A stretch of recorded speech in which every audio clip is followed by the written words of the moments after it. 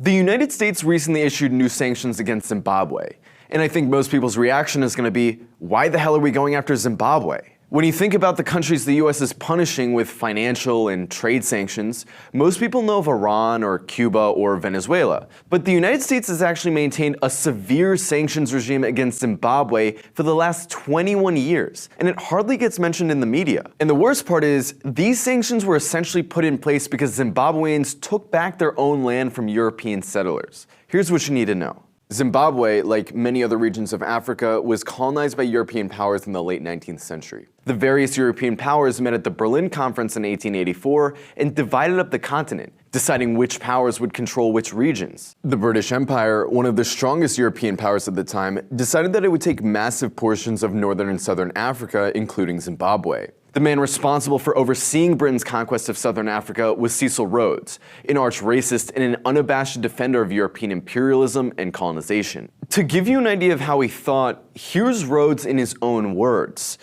It is our duty to seize every opportunity of acquiring more territory, and we should keep this one idea steadily before our eyes, that more territory simply means more of the Anglo-Saxon race, more of the best, the most human, most honorable race the world possesses. And by the way, this is the same Rhodes that the Rhodes Scholarship is named after. In 1890, Rhodes led the British conquest of Zimbabwe and named it Rhodesia, after himself. A little over a decade later, the British controlled 3/4 of the country and made the indigenous Africans tenants on their own land, forcing them to pay fees and taxes to live on the land that rightfully belonged to them.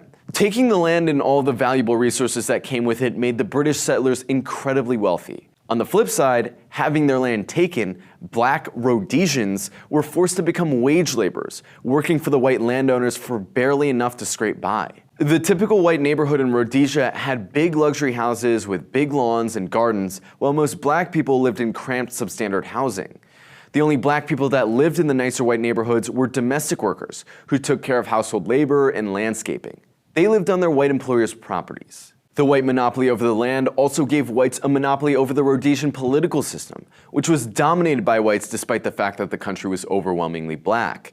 To give you an idea of how skewed Rhodesia's political system was, in 1976, Rhodesia's black population was over 6 million, while the white population was only 250,000. Despite this, of the 6 million black people in Rhodesia, only 9,000 had the right to vote. This allowed white voters to elect 50 members of Rhodesia's parliament, whereas black voters only elected 16.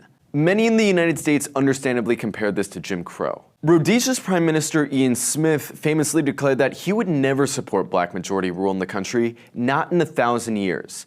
The government was so committed to white minority rule that it would go on to draft every white man under the age of 38 into the military to fight a bloody war against black liberation fighters instead of making concessions to them. However, no amount of conscription can change the reality that this country did not, nor did it ever, belong to white people. They had merely occupied it. Recognizing that a white-led government in southern Africa would never last, in 1979, the Rhodesian government pressured the black freedom fighters into an agreement called the Lancaster House Agreement in an attempt to salvage some semblance of white power. The Lancaster House Agreement reserved parliamentary seats for whites, and instead of simply returning the stolen land back to its rightful owners, set up a market-based system called willing buyer, willing seller, where the government of the newly named Zimbabwe would have to buy their own land back from the white farmers using foreign currency. The value of the land would be determined by foreign real estate companies owned by these very same white farmers.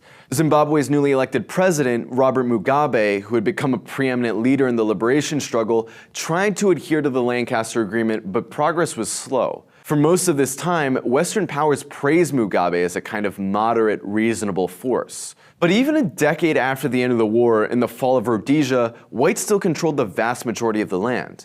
In 1998, it was estimated that 95% of the economy was owned by white people or foreign investors. Many veterans of the Liberation War were getting tired of waiting. After all, they had risked their lives for this land, and they were beginning to feel that all of that fighting had been for nothing. The war veterans started occupying the white farms on their own accord, and Mugabe then gave the veterans the government's backing. In direct response to this policy, the US Congress passed its first set of sanctions against Zimbabwe, freezing Zimbabwe's credit. For the next 21 years, the US, EU, and Canada would go on to repeatedly punish Zimbabwe for what amounts to taking back its own land. The latest round of sanctions is just a continuation of this neocolonial history. After a 2-week trip in Zimbabwe, the UN Special Rapporteur on Sanctions wrote a report calling on the various countries sanctioning Zimbabwe to lift these measures because of the devastating effect they had on the country. The report describes a country unable to develop because the financial sanctions against it prevent it from accessing credit and trading on the international market. The report states that financial restrictions prevent Zimbabwe from importing new technology and spare parts, which has rendered much of its health, transportation, energy, water, and other critical infrastructure obsolete. These policies have created a crisis of food insecurity, with over 7 million Zimbabweans going hungry in a country of 15 million, as well as a crisis of disease due to Zimbabwe's inability to import parts needed to clean its own water. The sanctions against Zimbabwe's state-owned companies have deprived Zimbabwe of revenue that it needs to fund essential services. In total, it's estimated that sanctions have deprived Zimbabwe of over $100 billion worth of aid and loans since 2001, a sum 4 times greater than the country's GDP. The Western media still demonizes Zimbabwe as a country that's apparently racist against whites for having expropriated the land they stole. They mock Zimbabwe and the land reform, saying that it's what made Zimbabwe poor, completely leaving out any mention of the crushing sanctions designed to strangle Zimbabwe's economy. Western governments love to talk about respecting property rights. But what about when a whole ownership structure is premised on racism, theft, and colonialism?